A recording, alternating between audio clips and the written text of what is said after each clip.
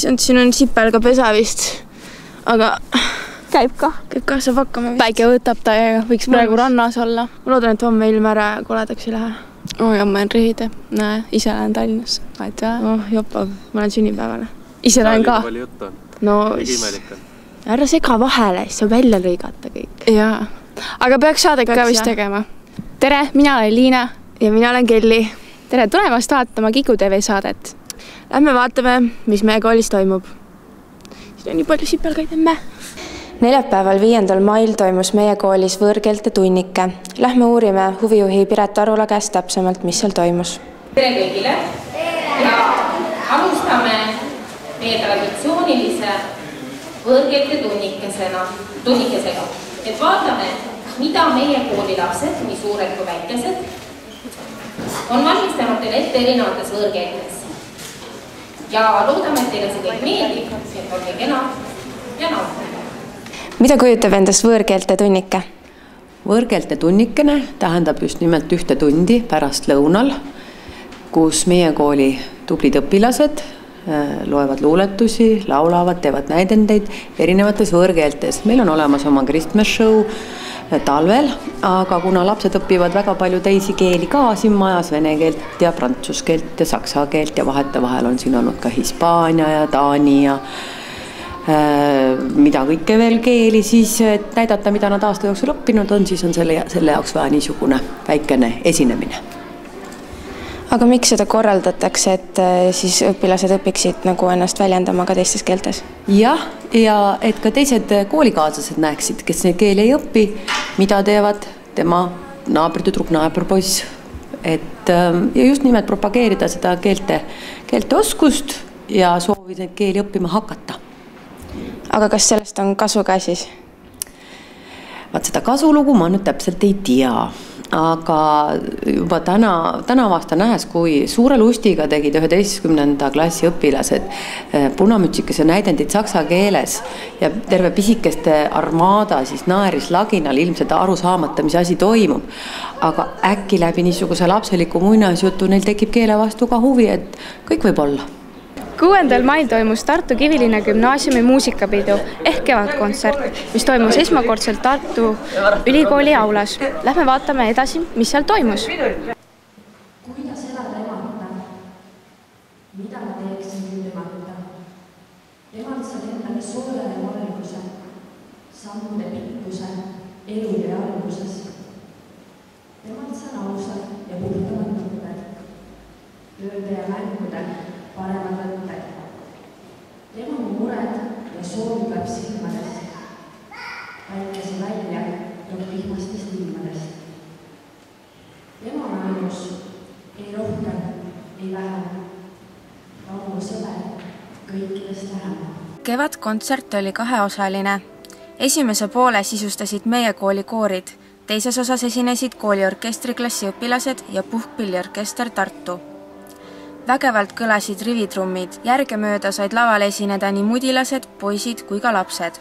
Kooridele vahepalaks esinesid meie solistid Pauliine Vähi ja Lauriine Kalajas. Kontserti esimese osa lõpetas kooli segakoor, kes laulis 2 laulu suvise laulupeo repertuaarist. Teise osa täitsid puhkpillimängijad. Kaasa kutsuvalt kõlasid nii flöödi, saksofoni, puupillide kui ka väikeste õpilaste ansambli Pesamuna lood. Koos suure orkestriga mängisid 3 lugu ka meie puhkpilliõpilased, kes said esmakordse kogemuse nii väärikas saalis kui ka suure publiku ees. Puhkpilliorkester Tartu mängis oma tuntud headuses ja andis mõnusa tunde kogu õhtuks. 11. klasside õpilaste esinemisnumbrid olid seotud luuleridadega kevadest ja emadest. Kontsertil oli kutsutud kogu koolipere alates õpilastest ja lõpetades teenistujate ja lapsevanematega. Meie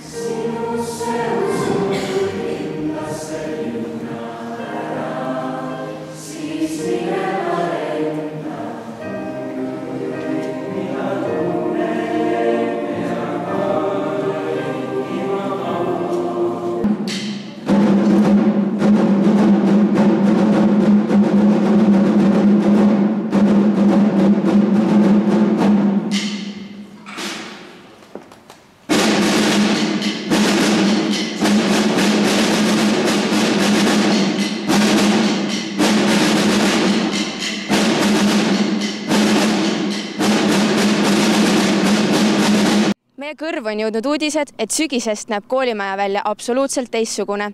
Lähme uurime, mis muutused toimuma hakkavad. Astrid, mida arvad sina meie kooli praegusest väljanägemisest? Ütleks nii, et osad koolimajad on kindlasti Tartus veel hullemas seisus, kui on meie Kivilinna gümnaasium. Aga kindlasti vajaks ta remonti, sellepärast, et mõni jultunud kaabakas siiski suudab sodida koolimaja seina peale. Minu arvates on see väga inetu tegu ja ka krohvitükid kukuvad alla, nii et vajaks küll kindlasti muutust. Meie kõrv on jõudnud kuuldused, et mõlemad majad lähevad remonti. Mis täpselt toimuma hakkab? Remondid on igasuvised ja ka erakorralised. See tähendab seda, et praegu ma võin jaotada remondid umbes kolme järku. Esimene järk oleks need remondid, mis me ise teeme igal suvel. Sanitaarremondid seal, kus midagi aasta jooksul on natukene katki läinud. Teeme ise kapitaalremonti, näiteks sel aastal ehitame 2 kunstiklassi täiesti ümber. Nii väikeste majas kui siia maja keldrisse uue kunstiklassi. See on juba peaaegu valmis, kuna keldris ei olnud tunde, saime teha õppetöö ajal. Tavaliselt teeme suvel. Ja need on need tööd, mida teeme kooli eelarvel ja oma meestega. Aga siis peale selle on meil töid, mida finantseerib kas riik või linnavalitsus reeglina. Näiteks riik annab linnavalitsusele raha ja selle raha eest linnavalitsus laseb meil koolil midagi korda teha, mis on kõige halvem. Ja see aasta suurprojektid on, tegelikult on see 2 aasta projekt, on CO2 müügist saadud raha kulutamine. Selleks, et edaspidi CO2 vähem eralduks atmosfääri. See tähendab seda, et kuna Eesti on suhteliselt roheline riik ja kulutab vähe CO2, ehk laseb korstendest vähe suitsu välja, tööstusi on vähe, siis meil jääb üle nii-öelda reostamise kvooti. Igal Euroopa Liidu maal on antud ja ka teistel maailma suurematel riikidel on antud reostuskvoodid ja Eesti ei suuda seda kuidagi täita, sest tema ei reosta nii palju. Ja mõned riigid, kes jällegi ületavad kogu aeg, nemad peavad siis trahvi maksma või siis on võimalik osta nendelt riikidelt reostuskvooti, kellel üle jäi. Kuna Eestil jäi üle, siis Eestil see aasta õnnestus Jaapanile reostuskvoodit maha müüa. Ja Jaapanist tuleb raha, tuleb jällegi täiesti kindla eesmärgiga, et see on teatud reeglid, et mitte Eesti või sellega teha, mis tema tahab, vaid Eesti peab selle kulutama sellisesse tehnoloogiasse, mis veel vähem reostab keskkonda. Ja üks variantidest on soojustada majad. Ja kuna Eestis on majade soojustamise projekt, siis see raha jõudis otsapidi ka meile, mõlemale koolile. Tartus on veel mõned koolid, kes selle raha said. Ja see tähendab seda, et majale pannakse kasukas ümber. Täielikult. Katus, seinad, kui altpoolt on mingisugune põrand, mis ulatab välja, nagu näiteks auditoorium, muusikaklass, siis ka need.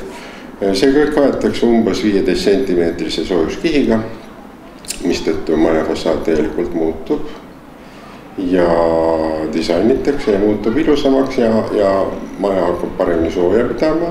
Järelikult meie hakkame vähem kulutama soojasõlme, Tartu katlamaja võimsusi ehk vähem reostama. Nii et jõuabki ringiga sellest CO2 kvoodi juurde tagasi.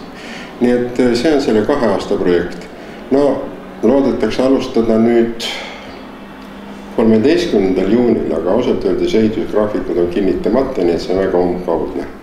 Tegema hakkab mingi firma, kellelt linn teeb vähem pakkumise ja kes selle võidab, see hakkab tegema, see on veel tegemata. Projektid on praegu kinnitamisel, nii palju kui ma tean. Ja ega muud infot selles suhtes väga ei olegi. Milline maja hakkab välja nägema, võib siin isegi näha. Umbes sellised värvid, umbes selline tonaalsus. Siin siis vastavalt meie logod, maja ühel pool ja maja teisel pool. See on siis pea sissekäigu ümbrus, eks ole. Liina, ma kuulsin, et sa käisid uurimas, mida õpilased euroloost arvavad. Mis oli üldine pilt nii-öelda? Käisin jah, ja poisid aga ei teadnud midagi, aga oli ka neid poisse, kes teadsid kõikidest lugudest midagi. aga tüdrukud arvasid, et lugu on päris hea ja neile meeldis. Aga lähme vaatame siis, mida arvati. Mida arvate teie Eesti eurolaulust? Oi, ma vanem ei arva mitte midagi. Aga kas te olete? Nooremate käest. Ma ei oska eesti keel. Suht jama. Parem kui eelmine aasta? Väga, mis võidab? Mulle väga see tüdruk meeldib. Ma ütlen, väga ilus on. Mulle meeldib see Keter-Jaani. Ta on välja paistev, teistest paistab välja, erineb. Meil on lavaline liikumine, suht hea. Mingisugused majakesed on toodud lava peale. Ja jah, ma olen kuulnud kõiki teisi eurolaule ka ja Eestil on head šansid see aasta saada top 6. Jannika Veriiet Toonski. Kas te olete ka teisi eurolaule näinud, mis te nendest arvate? Ei ole näinud. Ma olen näinud küll, aga ma ei tea, Eurovision on üldse alla käinud. No laulud lähevad iga aastaga jamamaks ju. Ma ei tea, mis edasi said, polnud kõige paremad, aga Ma vaatasin esimest poolfinaali ka. Ma arvan, et need, kes said edasi, olid ka seda väärt. On ka häid laule, aga kusjuures loodusklassis käime on ju kõik siin, siis Soome laul on väga huvitava sõnumiga, kuidas üks poiss lihtsalt läheb kodust minema ja tahab päästa planeeti. Sellest korraks on saade läbi ja me soovime ilusat suve algust.